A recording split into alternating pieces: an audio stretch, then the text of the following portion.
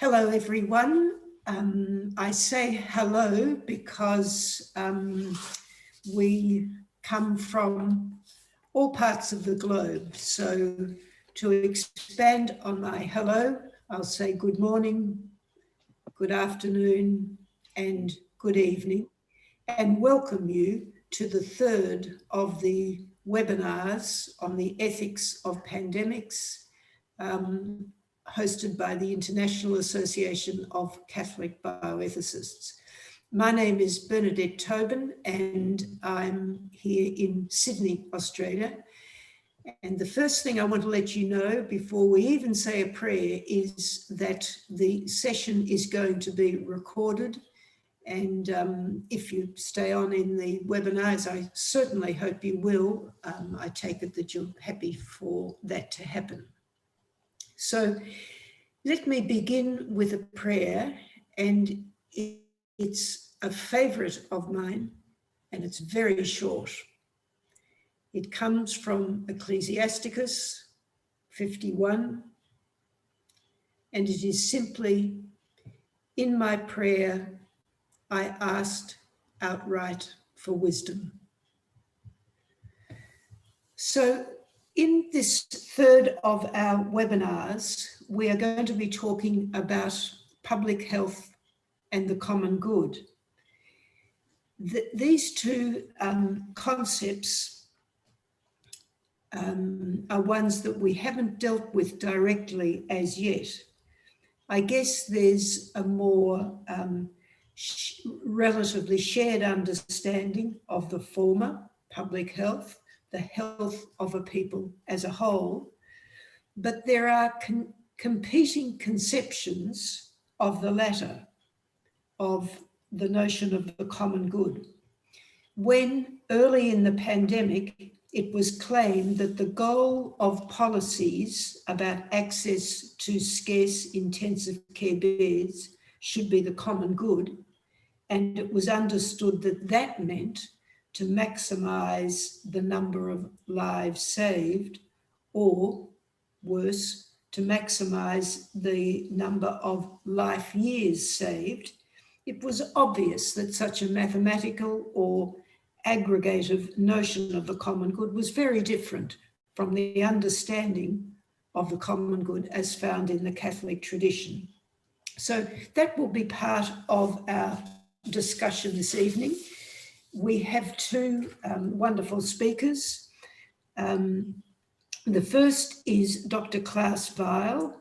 Klaus is head of geriatrics at the Malteser Hospital of St. Francis in Flensburg, Germany, where he's head of the geriatrics department. He's had over 23 years of experience in geriatrics, and his clinical work involves the treatment of patients with cognitive impairments. Our second presenter will be Michael Wee. Michael is a bioethicist at the Anscombe Bioethics Centre, a Catholic research institute in Oxford. He's also a young member of the Pontifical Academy for Life and an associate lecturer in bioethics at the Oscott Seminary. He's published on natural law, end-of-life issues, reproductive ethics, and the ethics of enhancement. So, the longer this pandemic lasts, the greater its impact will be on people with physical and mental health problems that have been left unattended during it. The greater also the hardship that vulnerable people within nations and globally will have to bear.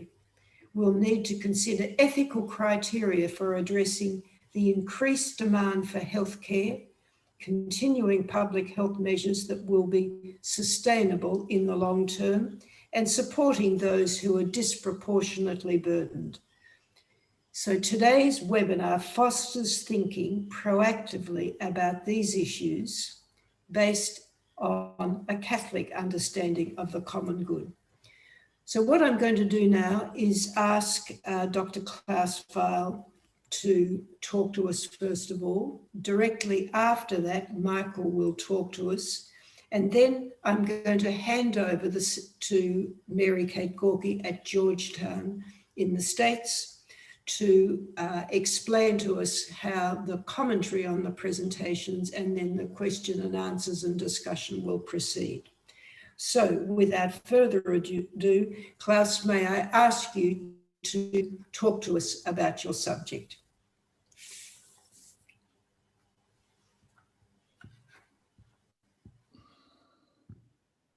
Thank you for the friendly invitation.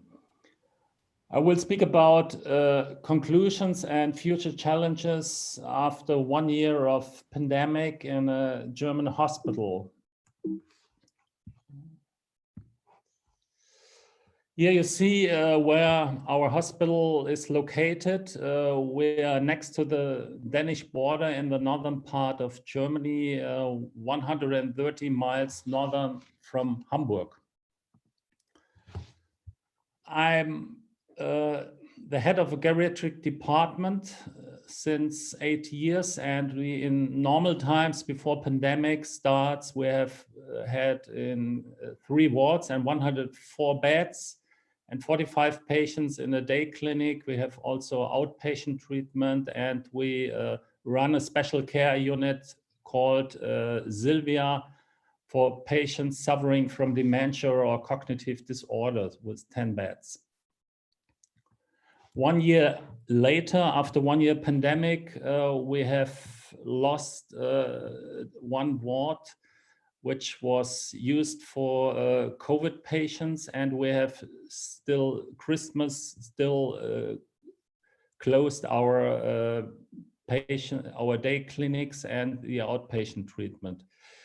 Overall, in normal times, we can take care of 159 patients. 1 year after pandemic, only 76 now.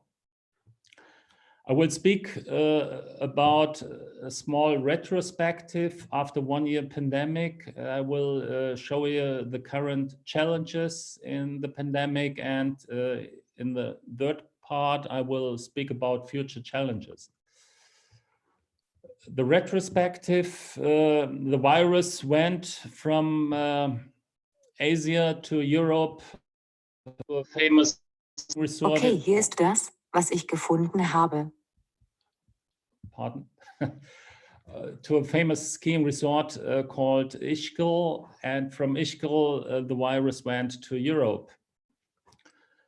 There were 2 major events in the beginning which influenced the German government and the government of our region. First, the pictures of Bergamo, army trucks transporting dead people to cemeteries, and also second major event, a German intensive care group of physicians went from the southwest part of Germany to Strasbourg in Alsace, and they saw the disastrous situation in France. What were the challenges we have to take care of in the pandemic? First, the personal protective gear, protection of elderly people, especially living in nursing homes. Digitalization is a main topic, and also vaccination and the challenges in hospital. In 1 year ago, we had a complete lack of FFP2 masks for the personal protective gear. In the first wave, the mask had only be affordable by using private networks. And in the second wave, we have great problems of distribution the masks for excessive prices. For example, €6 for 1 FFP mask were sold. Another challenge has been the protection of elderly people, most of them living in nursing homes, but we didn't succeed in. You see, a lot of people have been died in the first and second wave. And we have to protect elderly people in the nursing homes, we need rapid tests, checks at entrance, screening of employees and screening of visitors, but we didn't succeed in very well in Germany. Another topic is the digitalization. We have developed the Corona warning app. It was downloaded to 25 million times in Germany, but we don't use sufficient digital possibilities in Germany. Especially younger people don't use it, and only 10% of positive results concerning COVID are digital communicated.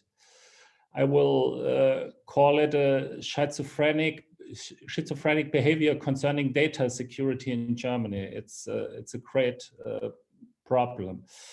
Another point, the main transfer of data and results are still done by fax. The fax has been developed in the 50s of the last century, and the high noon has been in the 80s of the last century, and we are still only using fax machines in Germany, in governments and also in hospitals.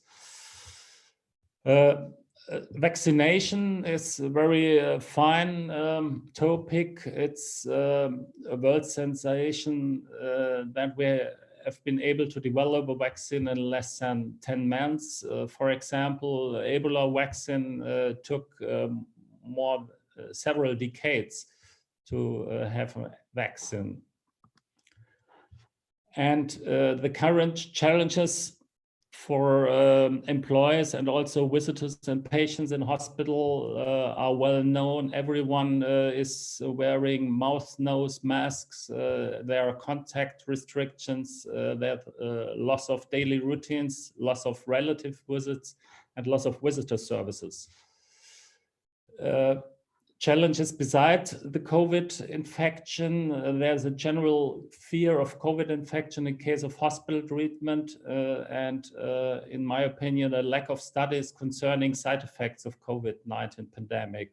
For example, suicides, mental illness, depressions, or behavioral disorders, especially concerning children. Behavioral challenge beside COVID infection, there is a general disregarding of chronic illness, for example, diabetes mellitus, heart disease, cancer, or chronic obstructive pulmonary disease, loss of personal attention and conversation, and also create loss of motivation. What are the organizational challenges beside the infection? A lot of ordinations are closed. There's extremely reduced access to specialists and hospital care. People don't move enough, general loss of motion. And there is a failure of prevention and routine checkups. There are lost contacts to general practitioners and difficult outpatient care. What means reduced access to hospital in pandemic times? The time from first symptoms to treatment and hospital admittance is prolongated. There is a significant decline you can measure concerning hospital treatment in case of myocardial infarction, nearly 30% less, of stroke treatment, less of 20%, and also of cancer treatment.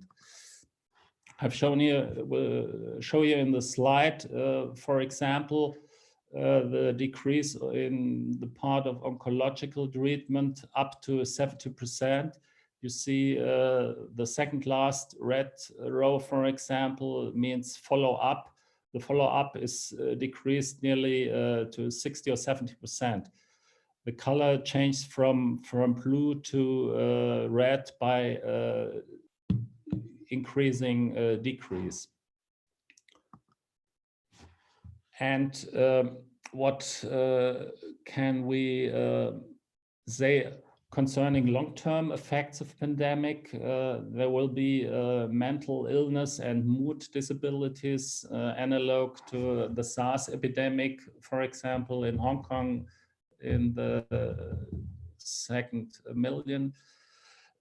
Reduced awareness concerning hospital infections, impaired treatment of chronically ill, and extremely increase of cancer morbidity and mortality. What will be the future challenge and improvements beside the COVID pandemic? I guess the risk management will be improved. Sickness certification will get easier. Also the prescribing of medication by electronics or by phone. And we can use digital helps stopping the pandemic by app, telemedicine, or remote monitors. Also, there will be disaster plans developed in the future. Furthermore, future challenges, I would say bridging supply shortages in production of antibiotics and drugs. There are 4 main factories, 2 in India and 2 in China, producing antibiotics for the consumption in, for example, in Europe and Germany. We have to produce, I guess, more antibiotics and also drugs again in Europe. In former time, the production was very high, and because of the cost situation, a lot of production was transferred to Asia. We need more public health service as part of welfare sector. 1/3 of hospitals in Germany, for example, are run by private health companies, and they are running hospitals for making profits. And also one side effect, improvement of care by midwives, for example. I would say for the future times, there will be a change of lifestyle, and we have to, we go to new normal conditions. There is also experience of closeness, proximity, and slow down, and experience of humanity and interpersonal relationship will be future challenges and also improvements by the COVID pandemic. I have read 2 months ago an article in a famous German newspaper, and the title was "The virus has appeared to stay." I would say we have to enlarge the vaccination, and there will be, in my opinion, a coexistence of virus and the mankind. The virus has appeared to stay. Thank you for attention. I beg your pardon for my bad English knowledges. Thanks a lot. Dr. Weil, thank you very much indeed. That was an absolutely fascinating account of things in Germany. One tries to keep up with these things, but that was very comprehensively instructive. Thank you. So, Michael, we come now to you, please. Right, thank you very much, and thank you, Klaus, for your very informative presentation and overview of the situation facing us. So anyway, thank you again to the IACB committee for this invitation to speak. It's a great pleasure to be here. I'm connected with you across all the different time zones. Our theme for today, as you know, is public health and the common good, already elaborated a little by Bernadette at the start. The common good obviously being an idea very much associated with Catholic social teaching. And we've heard a lot about Catholic social teaching in this pandemic, about how it's made us rediscover a common humanity across the globe, about the principle of solidarity, especially with those most vulnerable to COVID, and that principle of solidarity even at times being used to justify lockdowns. I'm going to be talking about Catholic social teaching today as well, but I'll be asking a different sort of question. Today's talk's really about asking, since we're being asked to reflect on what's next in the pandemic, I want to ask the question of, does Catholic social teaching, together with more conventional Catholic bioethics, give us the resources with which we can make sense of our long-term future with this virus, which, as Klaus rightly said, is here to stay, and indeed, more specifically, our long-term approach to public health measures? I would say this is a fairly urgent question, because I believe that, first of all, we are at the most crucial juncture of this pandemic since the start of the first wave in our respective countries. Well, why do I say that?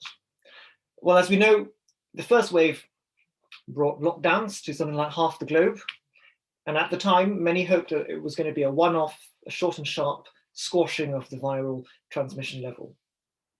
And then in the UK, for example, where I've been for most of the pandemic, we've had not one, not two, but 3 lockdowns by now. And each time a new lockdown is called by the government, the argument that, oh, people can't take it, people can't do it again, diminishes. Not because lockdowns get easier each time, I think they get harder, but maybe, just maybe, it's easier, it becomes easier each time for those in authority to kind of get used to the collateral damage caused by lockdowns.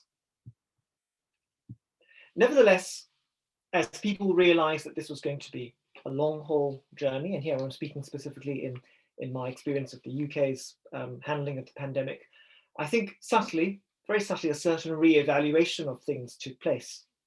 I don't think it's as simple as, people just getting tired of the rules, and that was part of it perhaps, but I think people realized that this couldn't be life forever. So here in the UK, there were conversations, probably most of them behind closed doors, about whether there are red lines in the pandemic, things you do not take away even when there's an infectious disease going around. And 2 of them, for me, 2 conversations about red lines stand out in particular. Those that were about schools, about education, and about churches and other places of worship. The churches here fought very hard to stay open.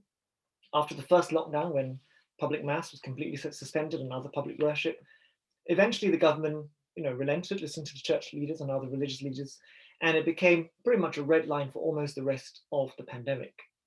In fact, last month, you may have seen the news in Scotland, there was a court that ruled that church closures and the Scottish lockdown were unlawful, as they were disproportionate and incompatible with human rights. So the first ever legal case in the UK successfully brought against the government's COVID regulations. Schools seemed to be another red line after the first lockdown, and they remained open for a long time. They held out as a red line, sadly, until this year in January, when they were closed for our 3rd national lockdown. So let's be quite clear about what these red lines were, what these conversations were about. Most of the pandemic has been dominated by scientific or technical questions, but these red lines, these were not scientific questions, these were moral arguments. And I think as we look into the future, they give us a starting point for asking what public health measures are sustainable, and I mean morally sustainable public health measures in the long run. Which ones are morally sustainable that we need?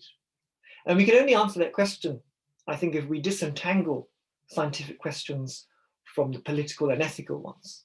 Because science provides us with the means, but the choice of the end goal is not a scientific matter. Science doesn't tell you whether you should opt for zero COVID or whether you should learn to live with COVID as an endemic disease. But you have to choose and be clear about it. Otherwise, the means become the ends. The method of suppressing the virus, which is just one consideration among many in any good governance, becomes almost the primary or the exclusive focus of government. At which point you really have to start asking, well, we don't live just to be alive.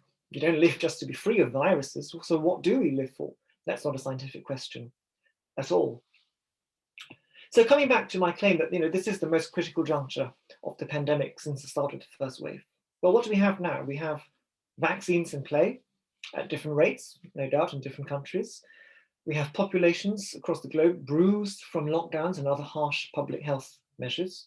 And we're faced with the real possibility that we'll never eradicate the virus completely from the face of the earth, not in our lifetimes, possibly. And this situation, I think, calls for courageous political decisions, not to decide how or whether we get to a post-COVID world, but actually a moral choice of what a post-COVID world means. And that means asking questions like, governments and citizens have to decide together what is an acceptable number of COVID deaths that we can live with. And in the long run, What level of risk is part of normal life, sensitive as these questions may be, politically toxic as these questions may be? And part of this is also facing up to the level of damage that lockdowns have caused in society. I'll say a bit more about that later, the collateral damage caused by lockdowns and other public health measures. So how can Catholic social teaching help us to complement the more conventional resources of Catholic bioethics to think about our long-term future with this virus? What does the common good mean when we have to live with an endemic virus like COVID? Well, I want to use Catholic social teaching here today to respond to what I think are the two primary moral errors that public health responses to COVID have at times, not always, but at times succumbed to. Moral errors which I think prevent us and prevent authorities from thinking clearly about what the post-COVID world means. And quite simply, they are these two: vitalism and utilitarianism. A very potent combination, unfortunately, if you're both a vitalist and a utilitarian. I'll have more time to say, I'll say more about the first, vitalism, and I won't have too much time to talk about the second, but we'll still have time for discussion after the talk. So let's start with vitalism. The view, as I'm sure we all know, that life must be preserved no matter the cost. In May last year, a professor from the law faculty in Oxford, Charles Foster, he wrote a blog, a moral philosophy blog, which he entitled "We're All Vitalists Now." He wrote, "The world's governments are all, it seems, led by a rather crude vitalism. Livelihoods and freedoms give way easily to a statistically small risk of individual death." Now, this was last May, and I should say, for the record, that I'm not a lockdown skeptic at all. I think lockdowns can be justified on the assumption that they work. And the first wave, if ever there was a moment, the first wave was probably the most justifiable moment for it. We shouldn't underestimate the virus in view of its high degree of infectiousness. So I'm not saying I agree with Charles Foster at the time, in that moment of writing in May 2020. But the question of vitalism is very important for the long run. Because, as I'm sure you know, contrary to what many people think, the Catholic Church isn't vitalist. She teaches that life-saving treatment can be withdrawn or refused if the burdens it imposes on the patient are too great. We accept our inability to impede death, as the Catechism says, though we do not intend death. So when the treatment is too burdensome, we can withdraw it, can refuse it. It's not about preserving life at all costs. And I think we can draw an analogy between such extraordinary means at the end of life and in public health measures. If the burden on populations is disproportionate or too severe, then perhaps such measures may not be sensible or not ethical. Now, on the individual level, I always explain this to my seminary students. Medicine isn't just about targeting the narrow disease. That's the basis of this teaching. Medicine needs to serve the whole person. And when it doesn't serve the whole person because it's disproportionately risky or burdensome, then it's no longer morally obligatory for the patient. Likewise, I would say with public health, it cannot just be about stamping out one particular disease if, and that's a big if the means to do so are disproportionately burdensome on everyone. But how burdensome is too burdensome? That's the million-dollar question, isn't it? Well, the most obvious ones people talk about, the ones which are easiest to quantify, the short-term health, physical and mental health effects, and the economic effects, job losses and such like, that kind of collateral damage. These are the ones that come to mind most quickly. We all know, obviously, of the loneliness and isolation caused by the pandemic, families and loved ones, friends being separated.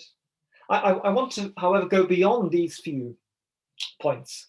Think about some of the more intangible losses and burdens that people have had to bear as a result of public health measures such as lockdowns. I mean, I often think of people not being able to find a life partner, for example. I know of people who've got engaged or got married during the pandemic, people engaged or married to people they met before the pandemic. I don't know actually of a single person, I can't think of one, who has met somebody during the pandemic, certainly not during a lockdown. People in transition, I think it's fair to say those of us who've had the most comfortable lockdowns are those of us who were already in a fairly stable situation, family-wise, job-wise, or life-wise, before the pandemic, and we're living off our capital, I think, from pre-pandemic days. People who were in a situation, a phase of transition in their lives of different kinds, have probably had their plans upended the most. Needless to say, people in education, on-job training, what is lost by not being there in the room with your colleagues, with your superiors, with your teachers and your peers. It's really been an irreplaceable loss in many instances. People who were perhaps students who were just about to, falling off the academic radar, might have been pulled back by good intervention in schools, and some might have been lost, hopefully not irretrievably so. Now, once we get to these intangible consequences of lockdown, it gets very difficult to articulate exactly what is lost. It feels almost like a luxury, for some people anyway. They think it's a luxury, what I've called, rather romantically, the natural spontaneity of living and encountering others in fraternal charity. But I don't think it's a luxury. This is where Catholic social teaching helps us to articulate what has been lost. Because it's not selfish to long for normality again, because we've lost something truly that strikes at the deepest core of our being. And that's why I like to use the language of subsidiarity here. The principle of subsidiarity, as many of you know, it's an important foundational one for Catholic social teaching. Now, typically we think of it in terms of local government or member states of the EU and whatnot. Basically the idea that any decision should be made as far as possible at the lowest level of governance. That's the principle of subsidiarity. I think Pope Benedict, in his encyclical on Catholic social teaching, gives us really a wonderful analysis of this principle, of what lies at the heart of this principle, which is not about governance, that's really a downstream application of it, but it's a principle of inalienable human freedom. It's about respecting personal dignity by recognizing in the person a subject who is always capable of giving something to others. John Paul II, in one of his encyclicals on social teaching, says something similar. I won't read the whole quote, except for that statement where he says that life itself has a unique value which the state and the market must serve. Life in society has neither the market nor the state as its final purpose. Again, that shows you the parameters within which Catholic social teaching has often been developed, but I think it also applies to public health. I think we need to recognize that the principle of subsidiarity in Catholic social teaching also applies to the individual and his freedom. And I believe it suggests that in the long run, therefore in the context of the pandemic, individuals should have the right to decide what is an acceptable risk for themselves and what is responsible in dealing with others. So it doesn't mean, of course, that we forget about public health threats. Subsidiarity and solidarity go hand in hand, as Pope Benedict says in the quote above. So we still need to think about risks, but subsidiarity reminds us that the state is not to take away our moral freedom away, because we are rational beings. We're not supposed to become rule-following robots. And this is where Catholic social teaching goes beyond those who think only about civil liberties as ends in themselves. It's not just about freedom for the sake of it, it's a moral freedom, because subsidiarity transcends risk management. It's also about seeing what we can give to others in love and friendship. We need to change the conversation from avoiding risk, it's an important part, but to proactively seeking to love and serve others. We don't just live to stay alive. We have a moral purpose, and that has to be taken into account as one of the things that is lost, the good we are able to do that is lost in the pandemic. That is why normality isn't a luxury. It has a moral value, because it consists in the possibility of authentic, open human encounters and fraternal love, where our default isn't just to see ourselves as potential threats to one another. I think that's the standard by which, in the long run, I stress public health measures need to be tested against. So I'm not against mask wearing, for example, in the short term, but in the long run, mask wearing, what does it do to our psyche, to the way we see each other? So to reiterate, the problem is that in many places we have succumbed to a vitalist mentality, where even one COVID death must be prevented at all costs. And this can be corrected by a clear perspective on what has been lost, what needs to be recovered in society through subsidiarity and solidarity. This problem of vitalism, however, is also aggravated by a utilitarian mentality, one which doesn't see any moral limits to measures taken to restrict individual rights for the good of the whole community. I'm not going to spend too much time on this, so I can bring this presentation to a close, but suffice to say, utilitarian thinking, don't get me wrong, it has a place in Catholic moral thinking, especially in limited parameters to figure out, for example, the most efficient distribution of resources. What's the problem is when utilitarianism starts to supplant the whole of our moral thinking, the roots of our moral thinking, where individual rights become seen as dispensable for the sake of the whole. It's a very nice document from the Catholic bishops of England and Wales where they contrasted total benefit of utilitarian addition with a multiplication sum. And they said the common good is more like a multiplication sum, where if any one number, any one person is zero, and the total is always zero. If any single person is left out, the common good has always been betrayed. And I'll just restrict myself to one example here, which I'm thinking of, not just in terms of lockdowns, which I think sometimes have a utilitarian flavor, but in terms of current discourse about vaccination. Now, we always think about vaccination in the past as about protecting oneself. And this is really the first time where we've moved towards thinking about vaccination in order to protect others, to slash transmission rates. Now, there might be certain situations where there is a duty of charity to get vaccinated to prevent transmission to others. And I don't dispute that at all. I would happily get vaccinated, although I'm quite low on the list of priorities given my youth, I suppose. But there is a duty of charity, one can argue. But this duty of charity, because it's about charity, cannot be mandated. It's a bit like somebody who perhaps might have a duty of charity to donate an organ to a loved one. Maybe it's their son or their daughter or their spouse. We can think of such duties in charity, but such a gift, a selfless gift, cannot be mandated. And I think that's why I'm against compulsory vaccination. And I'm particularly worried at calls for under 16s, young children to be vaccinated, partly because of the issue of consent, and also because once you cross that line of using somebody else's body to be a protection, a bulwark of protection against somebody else, this is where you get into very dangerous territory when state resources are used to encourage or even coerce. We haven't got there yet, but something to be wary about. So just to conclude, we've heard a lot about solidarity with those most vulnerable to COVID-19, but we shouldn't forget solidarity with the victims of lockdown. And I think we need to rediscover a vision of the common good rooted also in subsidiarity and our inalienable human freedom. I'll leave you with two quotes, one from the most recent Catholic social teaching encyclical, Fratelli Tutti, from Pope Francis, and another from the first Catholic social teaching encyclical, Rerum Novarum, from Pope Leo XIII, both talking about the good of the soul, the attainment of love and truth, the dignity of the human person, where, when respected, as Pope Francis says, creativity and interdependence thrive, and that can further the common good. What have we lost through public health measures? What is the moral value of normality? But those for me are the urgent questions of Catholic social teaching for the future of this virus. So with that, I'm going to end, and I think we can start the discussion. Thanks very much. Michael, thank you very much. That was wonderfully provocative. I hand the discussion over now to Mary Kate, who will take it over from here. Thank you.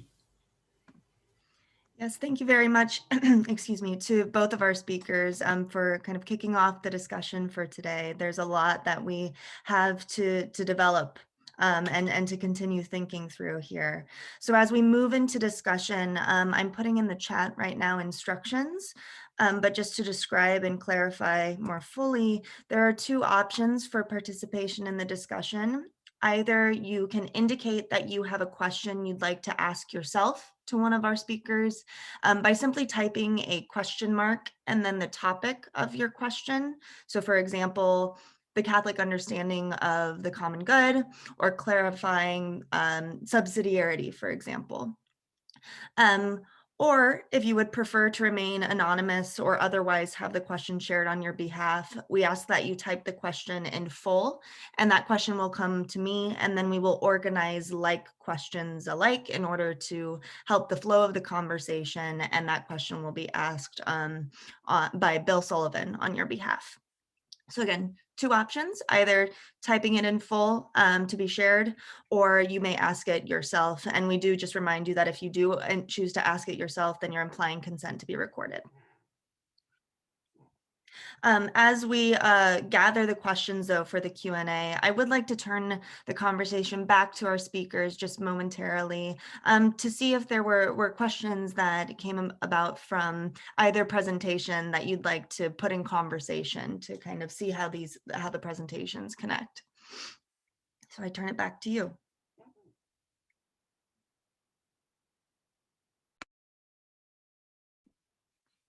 Well, perhaps I'll go first. Klaus, I was just struck by one phrase you used in your presentation about what you call the schizophrenic behavior concerning data security in Germany. I wonder if you could elaborate on that. I found that quite fascinating. You've got to unmute yourself, Klaus.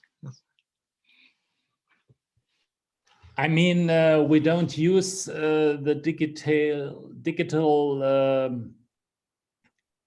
possibilities we are able to use, but there is a high wall of data protection in Germany and in the healthcare system. A lot of improvements are stopped by the thinking of not enough data protection. So particularly for contact tracing.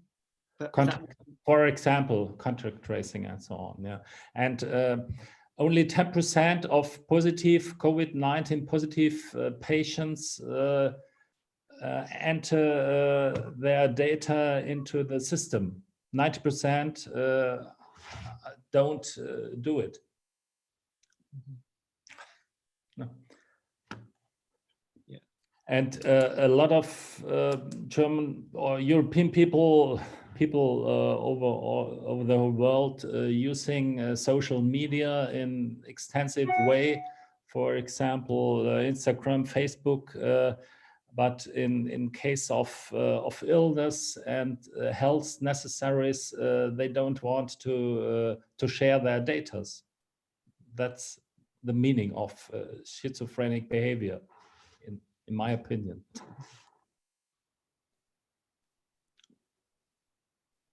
Did you understand what I mean? Yes, no, that's very helpful. I mean, I'm waiting to see if Bill's got a question. If not, I might just speak to that point briefly. But Bill, what have we got? And I'm also sad, extremely the younger people who are able to use the digital possibilities. They don't use it. They don't use the Corona One app. They don't switch their data in case of COVID infection into the system, and it's unbelievable. Great.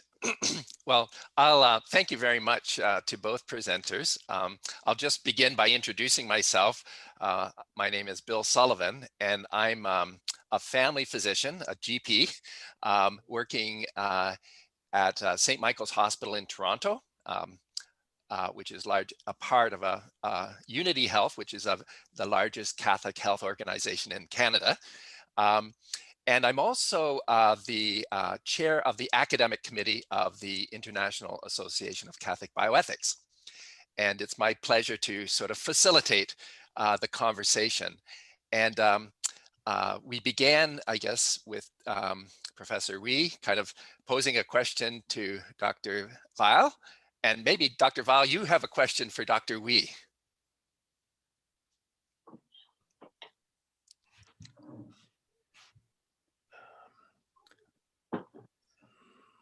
Are there? If you don't, so that's okay. Okay, I'm thinking about. Okay, sure. What I will try to do is just facilitate the conversation. And there are some people who have indicated that they would like to pose a question to one or both panelists. And by the way, if it's directed to one panelist, I'll invite the other panelists to also add something if they wish to. And so perhaps I'll begin with Anna Perkins. And if Anna would like, she could just open her mic and her video if she wishes, and pose a comment or a question. Bill, thank you so much. And thank you to both Klaus and Michael for their presentations. Listening to Klaus, I realized, I'm in Kingston, Jamaica, by the way. I'm at the UWI, the University of the West Indies in Quality Assurance, but I'm also adjunct faculty at our Catholic Theological College. So I'm a graduate from Boston College and so on. So all of this is very relevant to the work that I do. I'm part of the COVID-19 task force at the university. We've prepared a handbook for politicians and decision makers around COVID-19 and so on. So I've just really been happy to listen to and learn so much from the presentations, and hearing what Klaus had to say. A lot of it resonates for our experience in Jamaica right now and in other spaces in the Caribbean. There is absolutely no doubt that we've shifted our resources away from ordinary care to focusing on COVID care in a system that's already very strained, you know? So things are very similar across the world. I'm excited by Michael's presentation too, because the idea of using subsidiarity for the individual and speaking to human dignity and freedom has given me a perspective I had not seen before. But I wanted to say two things to you, Michael, really quickly. Normal and normality. Is there such a thing? And how can we speak about that in a time of pandemic? And then from a space such as Jamaica, where we know that we're in less resource spaces, we are in the so-called less powerful spaces. What about this global common good? Because we have been focusing on it almost in a localized, country-based way. But is there not the need to focus on a more global common good that also takes account of more vulnerable countries and their needs? And I'll stop there. But thank you so much, both of you. Exciting, exciting, and informative presentations. Thank you. Thank you, Anna. And it's great to hear a perspective from another country as well. I think you'll, I'll take it in the reverse order. You're absolutely right that well, it's a funny thing, because although we talk about it as a global pandemic, nonetheless, most infection spikes tend to be pretty local, not even country specific, but often region or city specific. So I think if we think in terms of, the principle of subsidiarity again, without a doubt, it is a global problem, but many of the mechanisms needed, many of the solutions needed have to be at as low a level as possible. That's not to say that there isn't room for some global mechanisms. I think I'm always a bit, hesitant about, multilateral solutions where they become too big, where they become too inefficient, where they become, too slow to act, swiftly, to act decisively, and to act in targeted fashions for different populations. I think I would be in favor of what I call multi-bilateralism. I think richer countries need to look at the less wealthy countries in their neighborhood, or those with which they have historic ties or closeness and kinship. I think that would be a better way forward, whether it's vaccine sharing, whether it's giving resources. On to your first point about normal and normality, again, this is one of the million-dollar questions of the pandemic.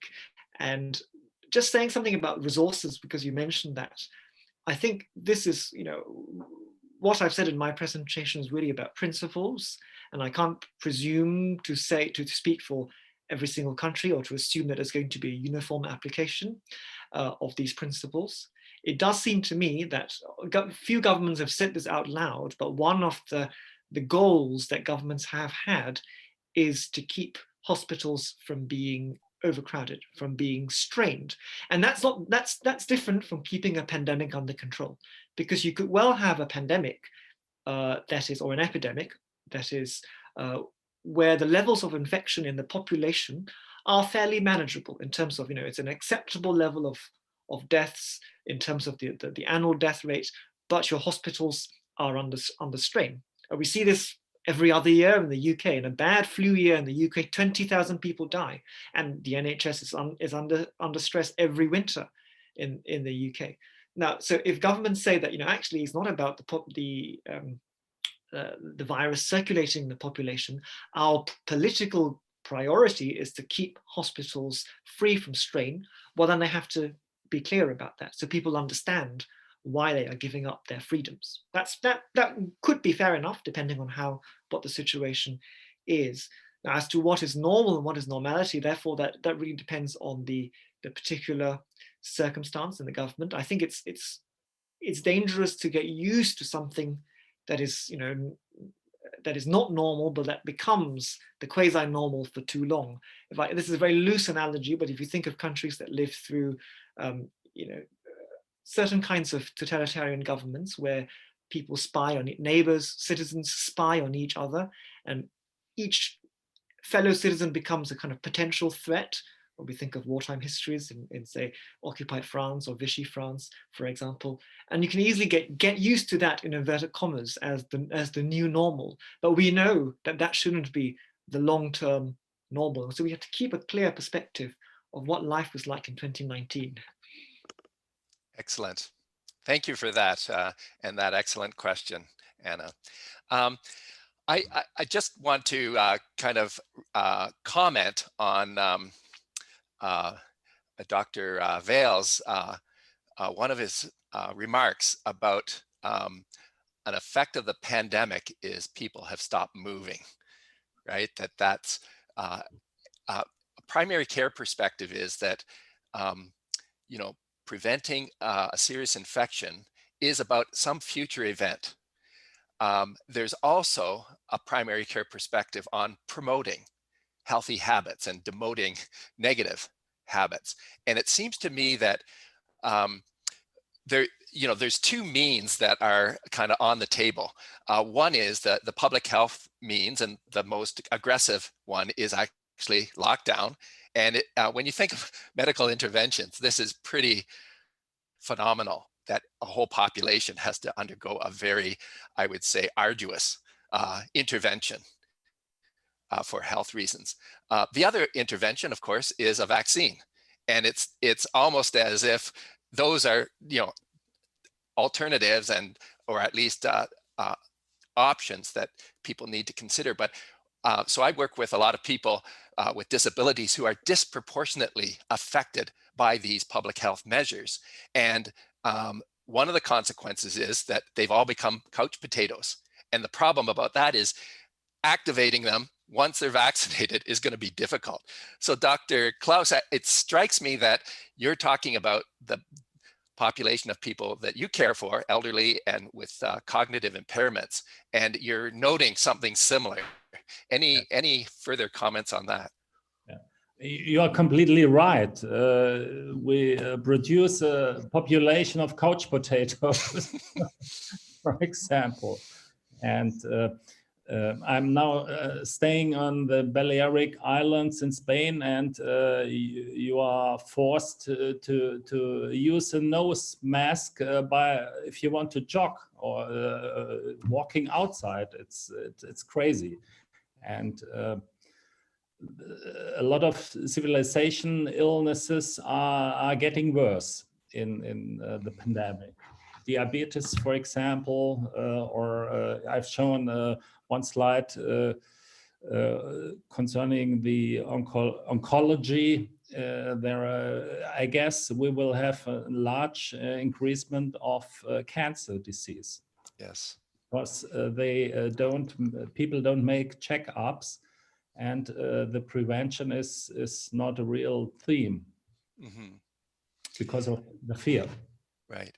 And Professor Wee, just this idea that lockdown is one of several means, or at least that particular public health measure. Another public health measure is the vaccine. So I'm not sure if this is an ethically correct argument, but I have lots of conversations with people that are, reluctant to take the vaccine for various reasons. But the consequences of that is they have to remain in this lockdown mode, which is actually very burdensome. And particularly, if they're like refusing the vaccine of someone, say, with dementia, who themselves cannot kind of consent to it, they're kind of that decision has quite an impact. So, Dr. Wee, any comments on the ethics of these two means in the context of the common good in the pandemic? Yeah, I mean, it's difficult. I remember a friend saying to me, this is almost a year ago now, and I think her words are still relevant. She said, yes, there are all these people who don't want masks, don't want vaccines, and don't want lockdowns. What do they want? and I think, well, if you look at what happened in Bergamo in Italy, if you look at what's happening in India now, well, if you want that, I mean, I don't, all the same, I think it's this, and this is, my point about utilitarianism in the pandemic, that if we use the emergency, the crisis, I read somewhere that the use of the word unprecedented has become unprecedented in this crisis.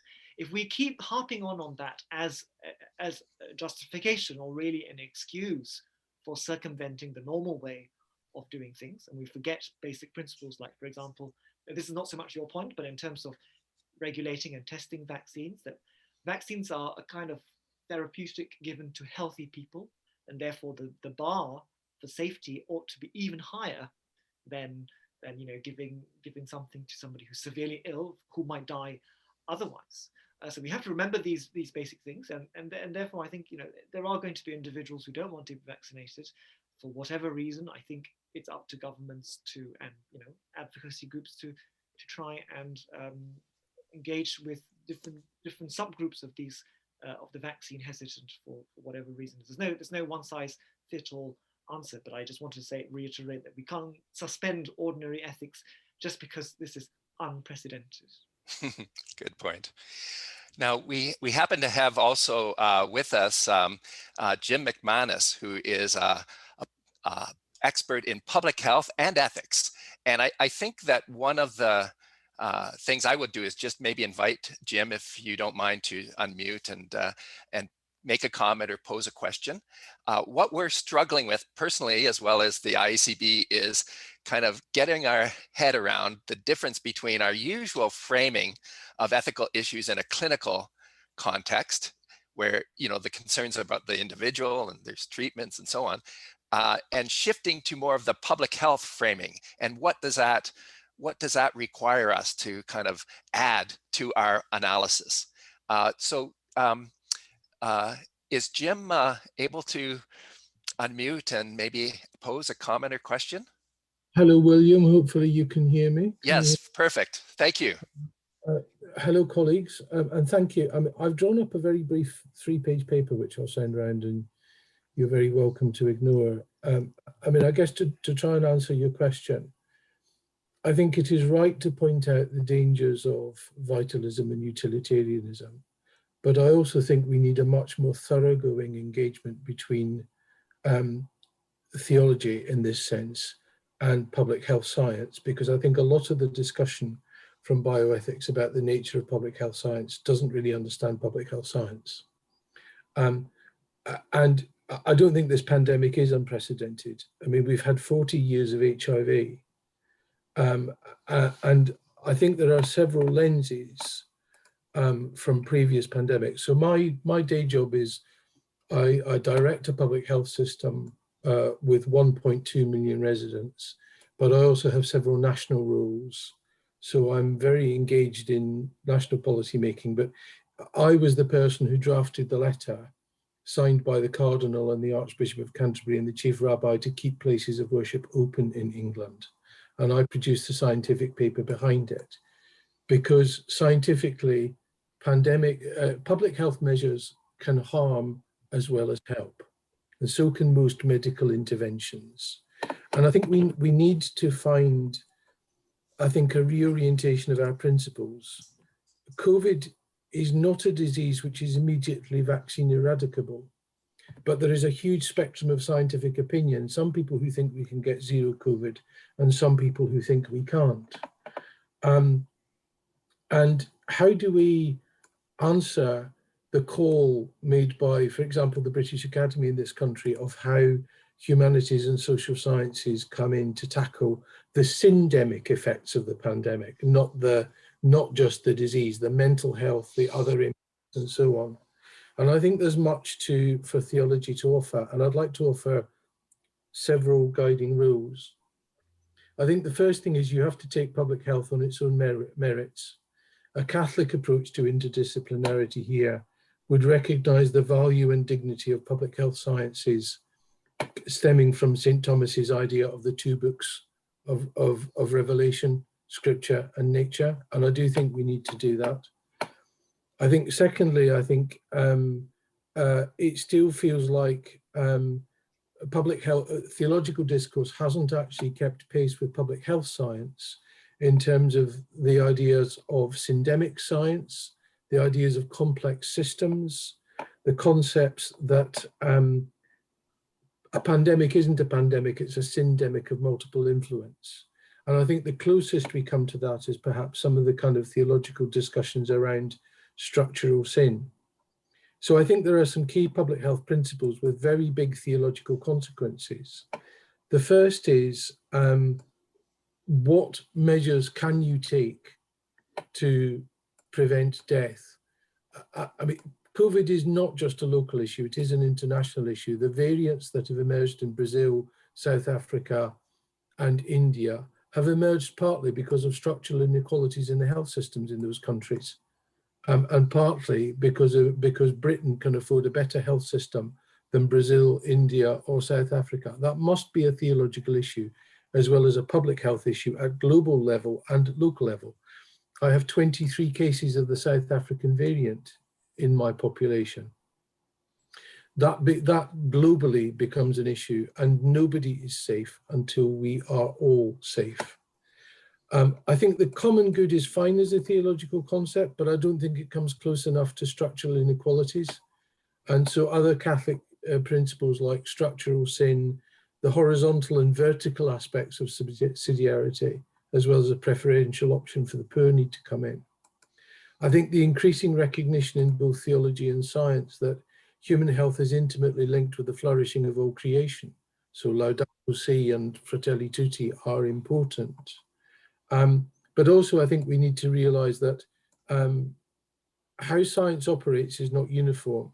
I don't believe after this last year of being heavily engaged nationally and locally in policy making and arguing for the best that you can disentangle politics and ethics from science. I think the science and the policy of responding to COVID is a theological issue. And the issue is how we get the best possible public policy for the flourishing of everybody when science is still provisional. And, you know, Black people in this country have died in far greater numbers and in far greater exposure to COVID than white wealthy people in England. That is a theological as well as a policy issue. So I think the inequalities, the fact that we're not safe until we're all safe, and the nature of variance is such that we need a much more thoroughgoing discussion. And there's a wonderful paper from Paul Skertz in the Heathrop Journal in 2018, where he gives some methodological ground rules for how perhaps science and theology should engage with another, derived from Laudato Si. We are going to be responding to the harmful impacts of COVID, even if you just look at long COVID as a phenomenon for the next 10 years.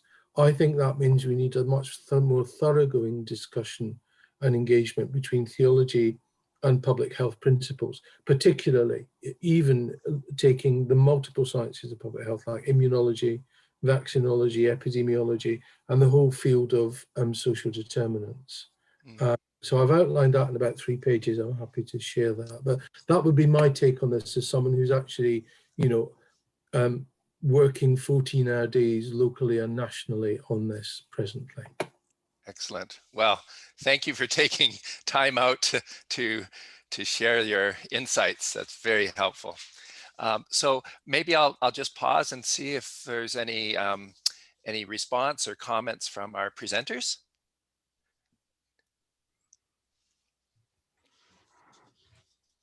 I totally agree to Jim. We need a global approach, and also we need local and national approaches to overcome the pandemic. In Europe, or for example in Germany, we fight the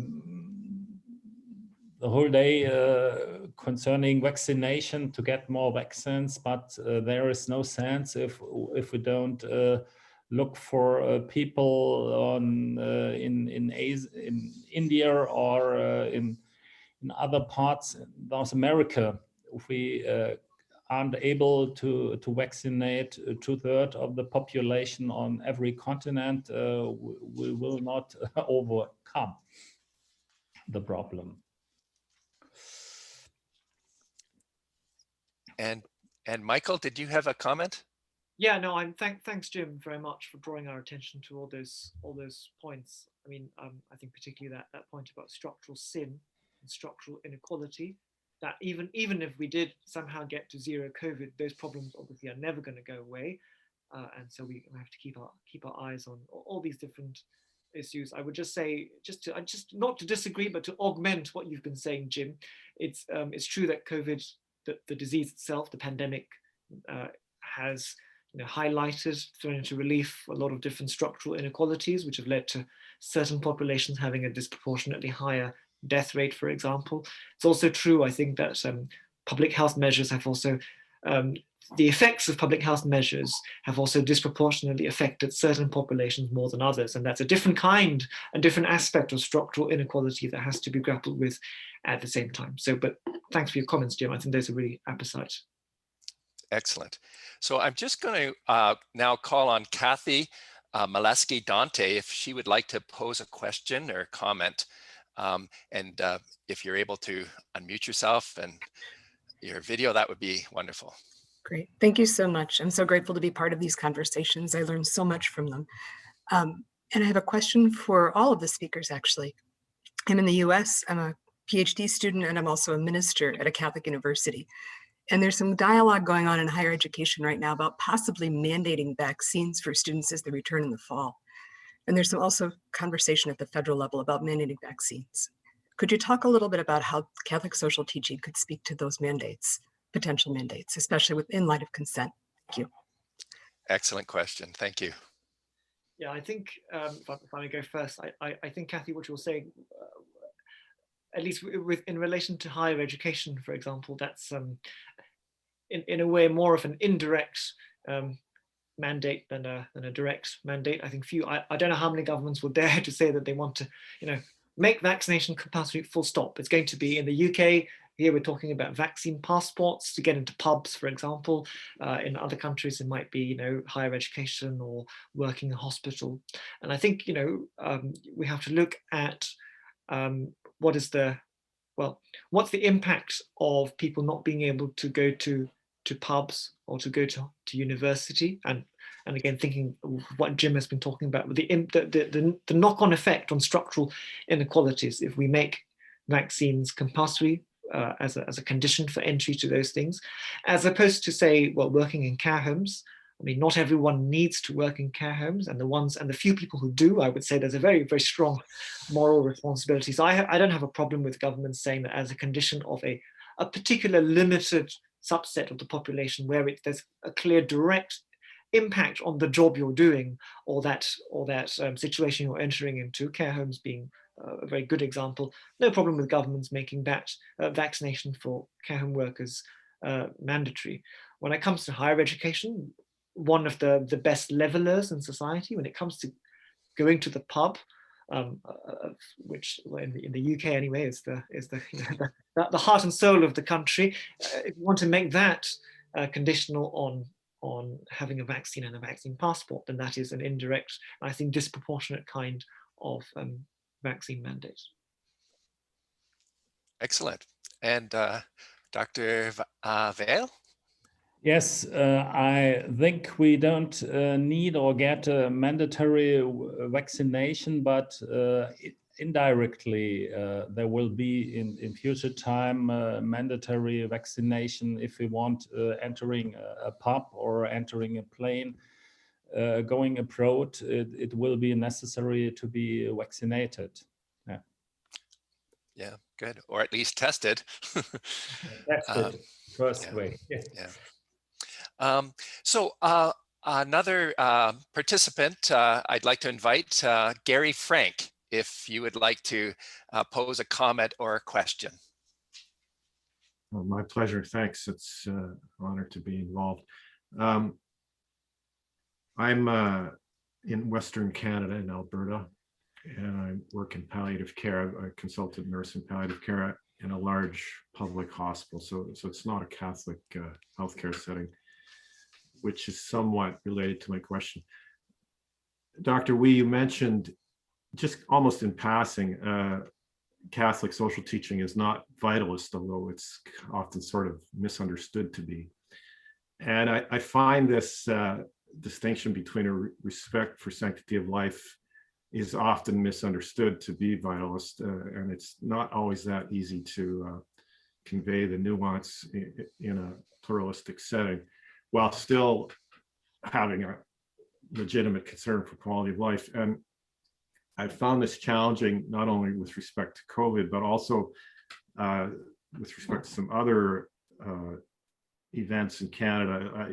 We have, since the last 5 years, legalized euthanasia and physician-assisted suicide, and that those laws have been recently, in the midst of the COVID epidemic, the euthanasia laws have been broadened quite vastly, and I'm quite concerned about the ability for them to be regulated. So this whole discussion of vitalism versus sanctity of life versus quality of life has, to me, become very important. I'm quite worried about populations at risk in terms of the euthanasia laws. And at the same time, we have these principles being so relevant to the pandemic. So any thoughts that you, Dr. Wee, or anyone else might have on just communicating about the nuances and the at the same time clarity of Catholic social teaching on these principles would be much appreciated. Thank you. Thank you. Gary? Yeah, I mean, I think I noticed that Paulina Tabaoda is in the audience, and I actually refer to her article a lot on ordinary and extraordinary means when I'm teaching in the seminary, because that's one of the best articles. I think that makes among other things, makes the point that the distinction between ordinary and extraordinary means, and why we're not vitalists, is not a medical distinction about what treatments are ordinary and what are extraordinary, but it's a moral distinction. And I think I think it's the sort of thing that is best conveyed by examples, that people intuitively see that, well, there is on the individual level at least, there is no there's no need for scruples about refusing a treatment that is just overwhelmingly burdensome to the individual considered as a whole. I mean, you mentioned quality of life, and I think that's one of the most, that's a more slippery notion, and that's one where people get confused when they start talking about ordinary versus extraordinary means.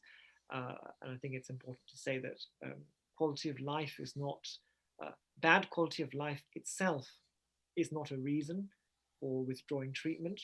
That sometimes gets confused, and people talk about the burdens of the illness as a reason for why treatment becomes extraordinary, because it's prolonging a life that is basically not worth living. That's the upshot of that claim, and that's really a slippery slope down to euthanasia. But we can see quality of life as something that perhaps limits the benefits of treatment, and in that respect, if we put it very clearly, quality of life is placed in the benefits column, where it might limit benefits, as opposed to in the burdens column. I think we have a better chance of making those fine distinctions between quality of life, sanctity of life, which is not vitalist. But I think quality of life again has a very, seen on that macro perspective then in the pandemic, That's the analogy I've been trying to make. That when you think about, yes, you're prolonging the life of the population, hopefully by lockdown and other measures. But what's the quality of life that you're prolonging? And those are important dimensions that have to be taken into account. Excellent, thank you. And Klaus, did you have anything to add? I'm working as a geriatrician, and the main aim and goal in geriatrics is quality of life, to improve quality of life, and I will agree to Michael. Excellent. So Marta Tarasco is also participating, and if Marta would like to pose a comment or question, you're most welcome.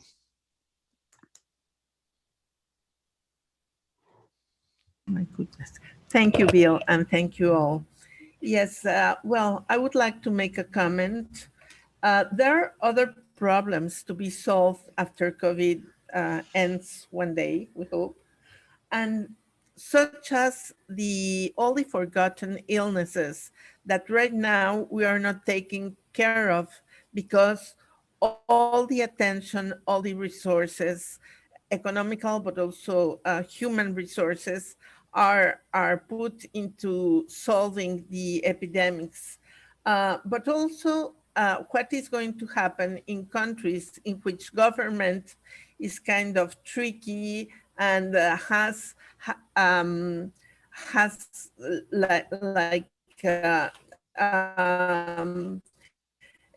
put all the attention to the COVID, and then what will they do to take care of other illnesses? Mexico Exactly. has the honor of being the fourth country in the world to have a very large number of people infected, 2,600,000, and to have 230,000 deaths because of COVID. And so that has changed a lot things. And we would think that people are getting the vaccines very easily. And it is not like that, because we only have had 2.9% of the whole population vaccinated up to now. And on the other hand, well, the population that has received the vaccines are the public health carers and elders above 60 years, no? But our government has forbidden the private hospitals, health carers, the private health carers to receive the vaccine. He says that only after we get the age, we will receive the vaccines. And that is very unhealthy. On the other hand, public hospitals are not taking care of normal illnesses, no? If you let me show you just actually, Marta, I yes. think you just ask your question, because we're almost out of time. Yes, okay. Well, so what are we going to do to take care of all these other illnesses, no? Exactly. I have two cases of patients that one had a piece of a cannula that got into his trachea, and another one had a granuloma in his vocal cords, and they couldn't get to have their surgeries at public hospitals just because they are not performing those surgeries. And so, Exactly. well, one had to sell his car to be able to have his cannula taken off, just because public hospitals did not take care of him, no? Okay. And so things like that happen, and I'm sure that that happens in all the specializations. Right. And it is thank very you, Marta. hard. Okay. Excellent point. I think the term that I learned from the presentation was syndemic. And I know, Dr. Vale, you've pinpointed that as the big issue coming up. Is that correct? Yes, she's completely right. It's extremely focused on COVID, and I have shown on the first 2 slides, in normal times, I'm able to take care of 160 patients and now only 70 because we have focused in the whole hospital extremely on COVID. And I'm also asking, what about a stroke? What about myocardial infarction? What about oncology? Yeah. Yes, very, very big issues. Extreme disbalance, in my opinion. Yes, yeah. The one and the many. Now, I think we only have time for one more participant to pose a quick comment or question. Chris De Bono, if you are able to and wish to make your comment or question, that would be most appreciated. Great, thank you very much, Bill, and just great to be with everyone for this conversation, joining you from Western Canada and Vancouver. Klaus, this question is directed to you. Michael, thank you to comment as well. There was the one line in your presentation about more public hospitals or more public healthcare potentially being an outcome. I work as a senior leader in a healthcare system where we've had big losses in our long-term care or elder care. So I was very interested in your experience. On the structure question, what are your thoughts, and Michael, yours as well, about the method or the means to perhaps, if this is a valid idea, of increasing public health care in elder care, and in particular thinking about organizations like mine that are Catholic, doing more work in that, and how do we rally structures of government to invest more in services? And my final piece is, what we've learned is that small standalone long-term care centers do not have the clinical expertise to manage pandemic spread. And you need a broader excellence sense of clinical skills to do that. So I just leave that with a social structure question about how we care for the elderly. General question to the government.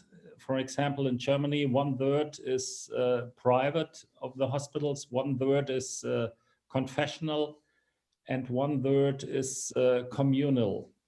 And there are other parts of welfare sectors which don't need profit, which are not asked to make profits, for example, police, for example, fire brigade. And I'm also asking why in the health sector there is a necessity to make a profits. 3, 4, 5%. If you are working for a private group, they are trained to make profits nearly to 10 or 12% a year. Overall. Excellent. And Michael, did you have a comment? Yeah, thanks, Chris, very much for your question. That's given me an opportunity to say something I had to excise from my presentation because of time. Now, I just want to say that I think this question of resource allocation going forward is going to be very important. One of the early ethical questions, as I'm sure everyone remembers in the pandemic, was how do you allocate ventilators when you're running out of ventilators or ICU beds? And some people favored a more utilitarian approach. You select those who are most likely to recover from COVID, as opposed to the criterion of urgency, which is what we use in normal times. And as I wanted to say in my presentation, I hinted at is, in the short-term situation, to get through that bottleneck, that kind of utilitarian calculus is fine. But if you use it as the overall way of allocating healthcare resources, yes, then you can't do that. But you have to ask yourself, what is the purpose of healthcare? Is it to maximize life years or health in a population, or is it to give every single person in the country an equal shot, their best shot at health, good health and life? Because if you follow the utilitarian calculus for everything, I can assure you palliative care and care for the chronically disabled are going to go right down to the bottom because they're not seen as economically cost effective. But if we have a common good perspective of every person getting their best shot at health and life, I think that's the kind of moral case to make for the way we go forward. Health and well-being. Excellent. I'll just make one final comment and turn it back to Bernadette for a little conclusion. When I did a Google search for common good, it was interesting that the first thing that came up was the University of Notre Dame, and they have a Center for Social Concerns and a document, An Introduction to the Principles of Catholic Thought. And what was interesting, and I'll just leave that with you to think about, is that common good is one of 6 principles that are introduced, and they're numbered. Common good is number 1. Social solidarity is actually number 6. And I don't know if that means anything, if that was deliberate, but I'm very sensitive to ordering of principles if people number them. And I think this is good food for ongoing thought, to think about the whole package and how it fits together. So on that note, I'll just turn it back to Bernadette Tobin. Bill, thank you for that. And it's my task now just to bring this webinar to a close. Dr. Klaus drew our attention to the schizophrenia of people, young people, who use social media but are reluctant to share data about themselves for the sake of the health of others. Why on earth is that so? And then Michael Wee suggested that we take the Catholic tradition's rejection of vitalism and see how it plays out in a public health context. And then Jim McManus promised us 3 pages on the contribution that theology can make to our thinking about the ethical problems thrown up by a pandemic, or as he said, a syndemic. And like Bill, I hadn't heard that word before.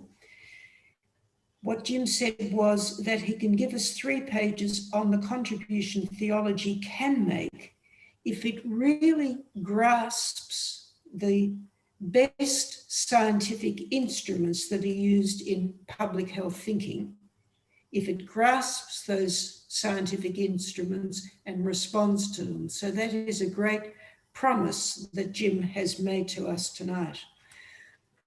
What I want to do is simply thank everybody, our 2 presenters in particular, Klaus Weil and Michael Wee. Thank you very much indeed for prompting our thinking in this area.